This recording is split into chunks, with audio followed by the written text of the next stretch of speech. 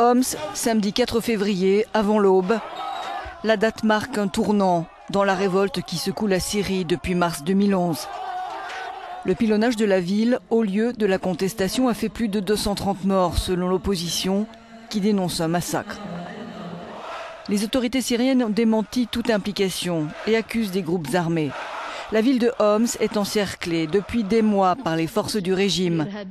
Les fortes restrictions imposées au déplacement des journalistes étrangers en Syrie rendent difficile la vérification des informations.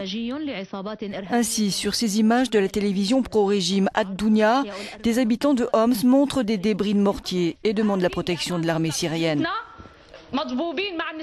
Nous étions assis chez nous, on ne peut pas sortir. Brusquement, on a entendu une explosion. L'immeuble entier a commencé à s'écrouler, dit cette femme. Regardez cette arme, regardez à quoi ressemble la liberté qu'il réclame. Les vitres cassées, la situation très grave pour les enfants. Comment est-ce possible? Regardez cet obus. Est-ce que c'est comme ça qu'on aura la liberté? Au diable, une telle liberté.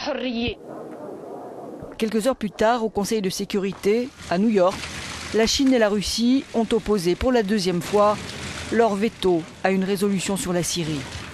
En reprenant le plan de transition de la Ligue arabe, elle demandait à Bachar al-Assad de transférer ses pouvoirs au vice-président et la formation d'un gouvernement d'unité nationale.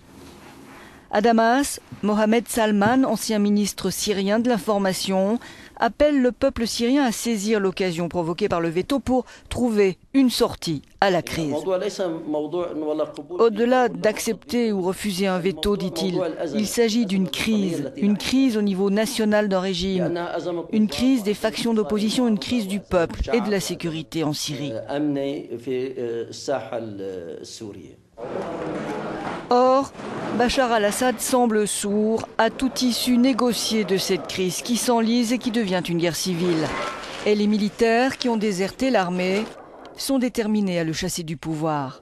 Aujourd'hui, l'ex-général de l'armée syrienne, réfugié en Turquie, Mustafa Ahmed al-Sher, a été nommé à la tête du Conseil suprême révolutionnaire tout juste créé pour remplacer l'armée libre de Syrie. La confrontation entre les deux camps s'impose sur le terrain. Pour combien de temps ?